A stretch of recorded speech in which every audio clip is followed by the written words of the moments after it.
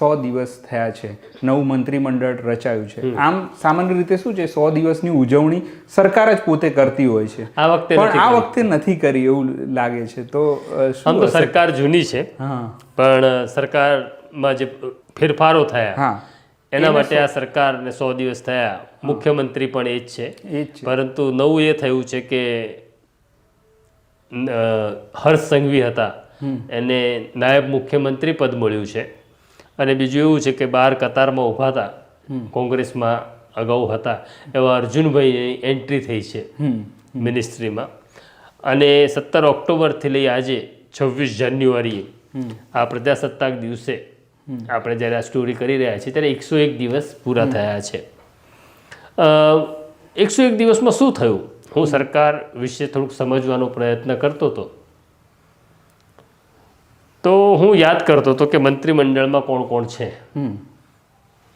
તો મુખ્યમંત્રી ભૂપેન્દ્ર પટેલ છે, પછી કોણ છે તો કે હર્ષ સંઘવી છે, પછી કોણ છે તો બહુ વિચાર કર્યો ત્યારે મને નામ યાદ આવ્યું કે અર્જુન મોઢવાડિયા છે, પછી કોણ છે તો યાદ કરવું પડે છે.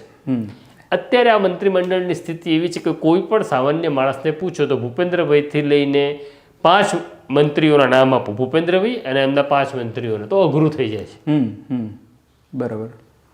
તો બીજા મંત્રીઓ, આમ તો કનુ દેસાઈ છે, નંબર 2 મિનિસ્ટર કહેવાય, પણ લોકોને નામ કેમ યાદ નથી આવતું? એટલે પર્સપેક્ટિવ અથવા જે ચહેરા દેખાય છે કામ કરતા એ તો ભૂપેન્દ્રભાઈ દેખાય છે, હર્ષ સંઘવી દેખાય છે અને અર્જુનભાઈ દેખાય છે. એના સિવાય તમને ચહેરા દેખાતા નથી. તો સરકાર હોવી, સરકાર કામ કરવી, એની સાથે એક બહુ અગત્યનું છે સરકાર હોવાનો અહેસાસ થવો સામાન્ય નાગરિકને. મને એવું લાગે છે કે એ મિનિસ્ટરો સ્વયંભૂ, આ ટીમ વર્ક છે, કોઈ પણ કામ આ પણ એક ટીમ વર્ક છે. ખાલી ભૂપેન્દ્રભાઈથી એ શક્ય ન બને, આખી ટીમે એ અહેસાસ અપાવવો પડે કે સરકાર છે અને સરકાર હોવાનો અહેસાસ થવો જોઈએ બધા જ વિભાગોમાં. એ નથી થઈ રહ્યું.